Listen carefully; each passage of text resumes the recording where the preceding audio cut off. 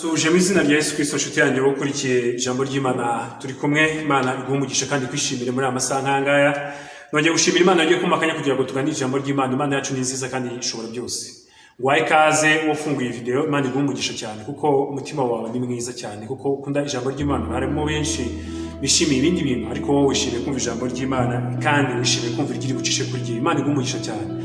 Uhabwa umugisha ko gusharinze link ukaba wifunguye, uhabwa umugisha kuko mugenzi wawe igwaye kayifungura, uhabwa umugisha ko ishanze kuri channel kayifungura. Imana iguhere umugisha kuko uni umutima mwiza cyane wo gukunda ijambo ry'Imana.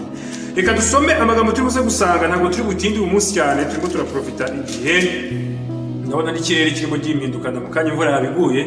Muri iyi minsi ikora igihe cy'imvura no gufatirana igihe kuko igihe twagiye dusezeranya Imana cyane tukavuga ngo Mana yabo mu bihe bigoye n'ibihe byiza ngo tuzagukorera ngira ngo tugiye tugira amasezerano menshi duha Imana kenshi ntunanayasohoze. Urabizi urebe nawe hari amasezerano agiye uha Imana utasohoje mu buzima bwawe ariko Imana iyo yasohoza yayo.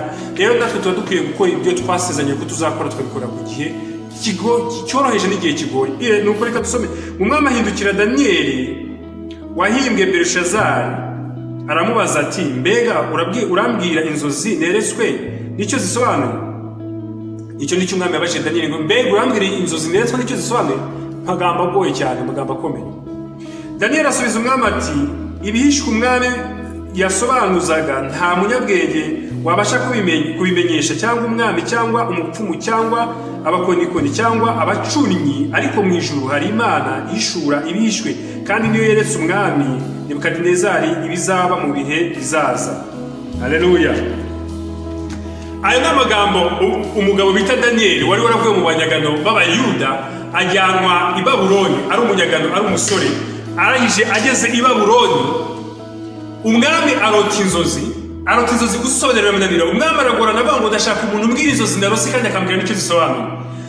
Abapfumu, abakonikoni, abacunnyi nk'uko bavuze bose barashakisha birabayobera, ariko baza kwibuka ko hari abantu baturutse i Buyuda b'abanyagano ko bafite indi Mana. Arangije baramuhamagara ngo mbega urumva uburyo yabazaga, yasaga nkaho baza ati ariko abanjye bananiwe shaho nawe uzanye ibya bigo za Mana zanyu ngo mwarakishijwe, ngo mbega urabasha kusobanurira icyo ziriya nzozi zisobanuye? Daniyeli aramubwira ati ariko mwami, nta muntu w'umuntu, habe n'ukomeye w'umwami, habe n'umukire, habe n'umuherwe, wenda abone nengeye kugira ngo baze gusobanukirwa, habe n'umuntu na miss, habe na mister, habe na someone anybody wabasha gusobanurira, ariko ngo mu ijuru hari Imana ihishura ibihishwe. Mbega ukuntu Daniyeli yari afite guca bugufi mu mutima. Mbega ukuntu Daniyeli atigeze ashaka kubwira umwami ngo ngenda bigusobanura nk'umukozi w'Imana, avuze ngo mu ijuru hari Imana. Reka mubwire inshuti yanjye umurikiye kandi ukanye, niba ushaka ko Imana ikugira neza, shyira izina ry'Uwiteka imbere ya byose. Ndabona urumuri rushize, reka mbanze cyane itara. Ushyira Uwiteka aba ari we ushyira imbere. Shyira imbere Uwiteka aba ari we ubanza. Daniyeli ntabwo yigeze avuga ngo ngenda aza kuza kurikora. Yavuze ngo mu ijuru hari Imana ihishura ibihishwe. Mu ijuru hari Imana ishaka ko ibasha kwerekana ibintu umuntu atabona.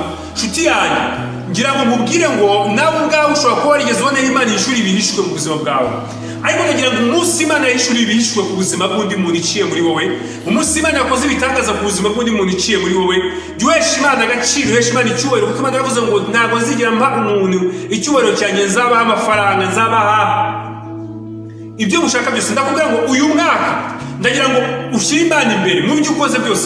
Yesu niwe wavuga ngo ndakora umurimo wa data, ntabwo avuze ngo n'uwanjye, kandi ijambo ryo baravuga ngo niwe ngo ni umwana na se ntawe atani, ariko aravuga ngo ni data ntumye. Ntabwo navuze nibwiye ngo nabibwiwe na data. Yesu yatangaga icyubahiro kuri se kugira ngo atwigishe guha Imana icyubahiro. Ndimo ndavuga ku cyubahiro cy'Imana. Yaravuze ngo ibindi byose nzaba, ariko ntabwo nzigira mbaye icyubahiro cyanjye. Abantu benshi baribaza ngo kuki ibitangaza bitakiba muri iyi minsi. Ibitangaza bibujijwe nuko abantu barimo bakora ibitangaza mu mazina yabo.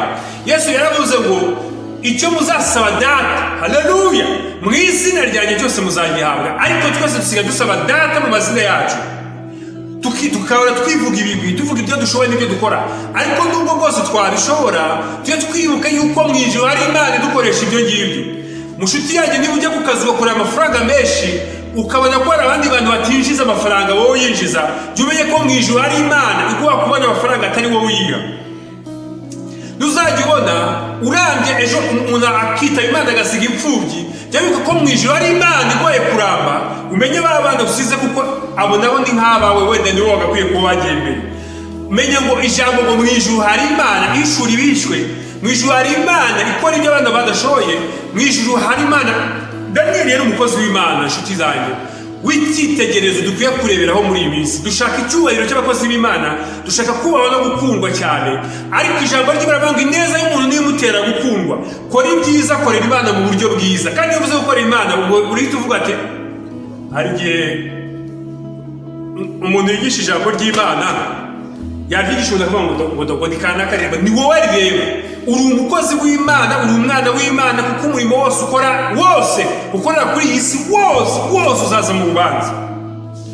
Habe no guterura umwana mu ntoki ko kuduterura umubebe gutya mu ntoki, uriya murimo mu rubanza uzazamo usuzumwe.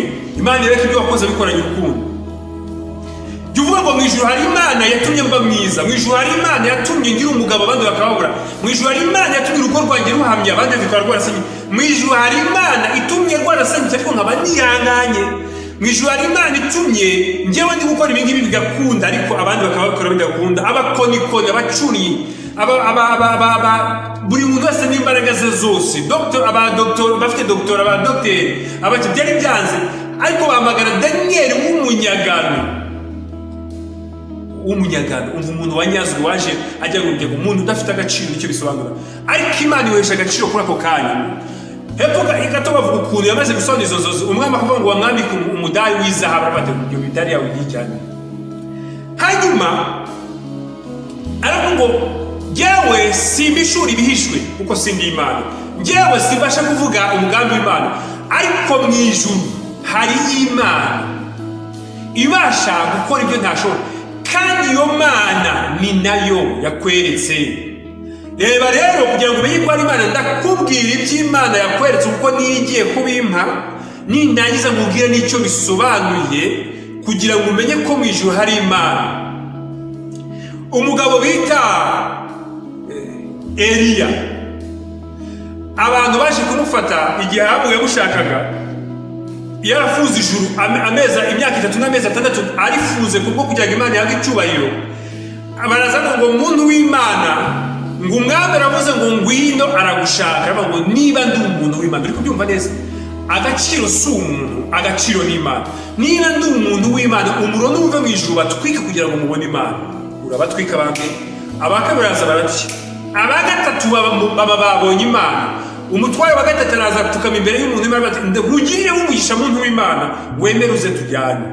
Ngo marayika amubwira ngo haguruka mujyane, kuko marayika ari kumwe nawe mu mugambi we. Umugambi wose ufite wo guhesha Imana agaciro, ntugisambane warabiretse, ntukiba warabiretse, kugira ngo uheshe Imana agaciro ndakurahiye nayo izakaguha, kuko Imana siyo itererana abayo, ni Imana itanga agaciro ku bakabuze, ni Imana ihatanga urukundo ku barwimye, ni Imana ikura igitutsi ku batutswe, ni Imana itoragura umuntu bataye yarangiza ikamushyira hejuru kuko ari Imana ishobora byose, ni Imana ikura umuntu mu rupfu, hahandi abantu baba barakugeretseho amashara bavuga ati yarapfuye yararangiye nta cyerekezo nta ejo hazaza, yo ikavuga ngo nicyo gihe cyawe cyo gukora, nicyo gihe cyawe cyo kugira aho uva nawe ugera.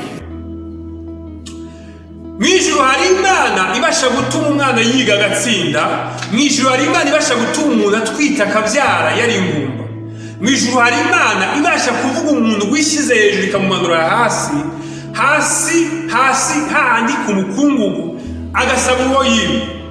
Nebukadinezari nongere muvugeho, umunsi umwe ngatembera Babuloni, ati mujyi wanjye Babuloni, Uwiteka amujyana kurisha, amara imyaka 7 arisha. Imagine wowe urinde, njye se mbinde, kuki tutaha Imana icyubahiro? Nshuti, kuba nicara nkavuga ijambo ry'Imana uko ubibona mbibasha, uko mbishoboye ku kigero bikoraho, ni ukuba rero ko mu ijuru hari Imana ibasha gufata umuntu nkanjye uteye gutya nkavuga ibintu nkuye ku Mana, kubera yuko mu ijuru hari Imana.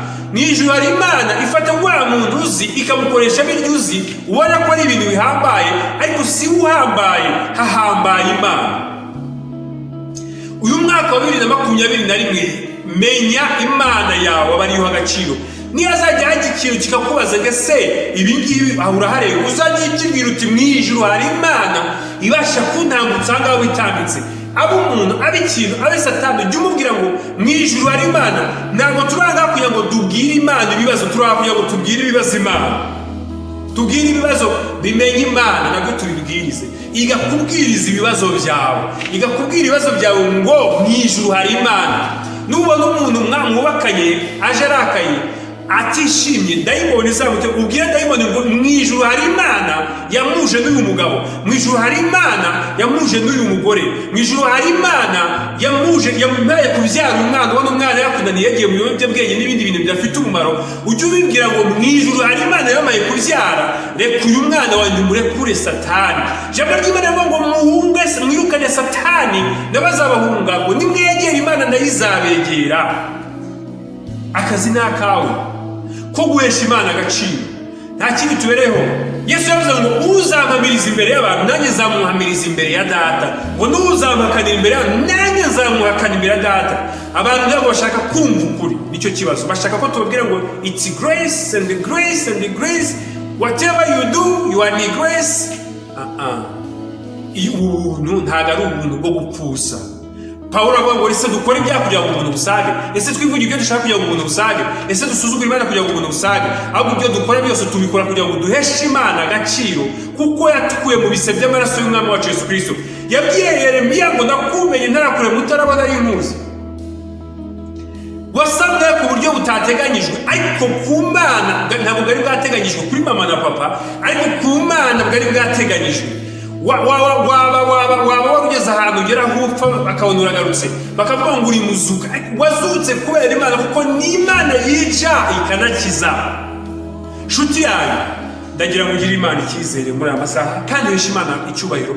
Aho uri niba ufite amafaranga menshi uvuga ngo ni Imana yabaye, kandi saa yanjye muri aya mafaranga utunze harimo n'atarayaho y'abandi, ugomba kuderivaringa kuko Imana yagucishijeho. Inkomezi kwa gukomera k'umutima wawe ufite si ukwawe, buri kintu cyose ufite si icyawe. Amagambo Bibiliya mfite ndimo ndabisharinga kuko si ibyanjye, ni ibyo gukomeza abana b'Imana. Ibyo utunze nawe si ibyawe, ni ibyo kugira ngo Imana ihabwe icyubahiro. Kenshi tuba twifuza gutakira Imana tugeze mu bibazo, ariko mu gihe idusabye kondisiyo ntituzigendereho. Umuntu akavuga ati sengera kuri iki ngiki, umuntu akavuga ati Imana ishaka gukora iki n'iki kugira ngo ikore iki, ukacyanga. Wamara kwanga kugikora ugakomeza ugategereza umugambi w'Imana, ukagira ngo nawe uzasohora, kuko wowe urashaka kwitwara. Hari abantu bari kuvuga ngo Imana iradukunda, n'ibyo Imana ikunda abantu bose, ariko Imana ikunda cyane abantu bayumvira. Ijambo ry'Imana ryaravuze ngo nakunze Yakobo nanze Esawu, ataravuka mu nda Yakobo ataravuka. Kubera iki? Imana ireba imitima y'abantu, ikamenya ibizaguruka ikabica amababa, ikamenya n'ibifite imitima inangiye. Ntabwo Imana yanze Farawo, kuko Farawo yamunangiye umutima. Imana yavuze ngo nzanangira Farawo umutima, kuko asanzwe n'ubundi yarasanzwe afite umutima unangiye.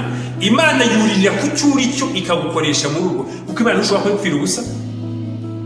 Kandi buri kimana imureye ibigira ngo ikwereke, n'iki gukoreye ibigira ngo inyigishe. Twese twigiranaho, ahubwo biba ikibazo udashaka kureba what is going on. Ni ibiki biri kuba ubundi ahangaha, ubundi biri kuba iruhande rwanjye bibera iki? Kuki ari njyewe wabonye kanaka bimugendekera gutya? Kuki kanaka yamuriye mu maso? Kuki kanaka avuga ibi ngibi nkabibona? Kuki ari njyewe bica mu maso? There is a reason. Hari impamvu Imana igucisha ibyo byose mu maso. N'ubu ubyirengagiza byo ntibizakwirengagiza. Hari umunsi uzavumbura ko wirengagije ukuri ukureba. Nshuti yanjye, korera Imana gushaka kandi hesha Imana agaciro aho uri hose. Mu muryango wawe, umugabo wawe kubonemo agaciro k'Imana, umwana kubonemo agaciro k'Imana. Umwana wawe natabimenye umunsi numara kutambuka ajya ngo ariko nari ifite papa, nari ifite umubyeyi, nari ifite mushiki wanjye, nari ifite musaza wanjye, wari ufite umumaro mwinshi. Kubera yuko wubahishije Imana. Nicyo bita kubahisha Imana, ni ukugaragaza ubumana mu bantu. Imana igumugisha cyane. Icyo ngusabye ukore subscribe aho ngaho, kandi usharinga abantu ijambo ry'Imana. Dufatanye umurimo w'Imana. Nshuti yanjye, uyu murimo ntabwo ari uwanjye, iyo mvuga amagambo saa yanjye, kuko ubu ngubu nyine yagiye ubwo nawe yasakaza ahandi abandi bantu bakire message. Dufatanye umurimo. Yesu yaravuze ngo umuntu usomeje umuntu amazi akonje kuko ari umwigisha wanjye n'abazagabana umugisha. N'umuntu ukuza umuhanuzi kuko ari umuhanuzi, umwigisha kuko ari umwigisha, ahabwa umugisha nk'uwabigisha. niba ushaka umugisha suko uzagara ku gatuta abantu benshi hari igihe tuzahabwa ibihembo cyangwa se tuzajya mu ijuru twambara hari abantu bazambara amakamba ba general amaki abantu bajya batubwira ngo ni ba generous spirit bandi bose ukabona ari ba rukurutu ariko hari umuntu utazwi nge nakwita nk'abantu bita secret service ari abantu bari secret service y'ijuru ikora no kwisi bari secret batazwi ariko bakora imirimo ikomeye nawe kandi Imana igumugisha kwishimira reka dusenga Imana ndagushimira guhimbaje ndagushimiye kubw'umuvandimwe wanjye mushiki wanjye Imana urukurikije ijambo ryawe ndasenze mu imbaraga zo guhesha agaciro ahari kandi Imana nyingabo aguhesha agaciro mu boroheje n'abakomeye aguhesha agaciro mu bakuzi n'abatakuzi ajya avuga ngo kubw'Uwiteka ibi ngibi nibikorwe kugira mu ijuru hari Imana agerekezo ngo mu ijuru hari Imana ibimurwanya avuga ngo mu ijuru hari Imana mu izina rya Yesu Kristo kuko n'umugaragu ndiko avuze ngo mu ijuru hari Imana ihishura hari byinshi wakora Imana hari byinshi wamukoreye abanza ashimira ibyo ngibyo rero komeza kubana nabo kandi komeze kubishimira byose bisabye Imana mu izina ry'Umwami wacu Yesu Kristo amen. Ashuti yanjye rero nitwa Pastor Placide ari muri House of Healing ari naho nkorera umurimo w'Imana nubwo hagifunze bitewe n'ibibazo muzi ariko Imana ntagifunze n'umuhamagaro ntagufunze n'umugambi ntagufunze kuko Imana iteka ryose irakora none n'ejo Imana rero umugisha nishimiye kubana nawe kandi nashidikanya neza yuko turi kumwe kandi Imana iri kumwe natwe twese. Shalom Imana ikomeze kugushimira kandi ikomeze kukunezererwa mu byisaba byose amen. Bye bye.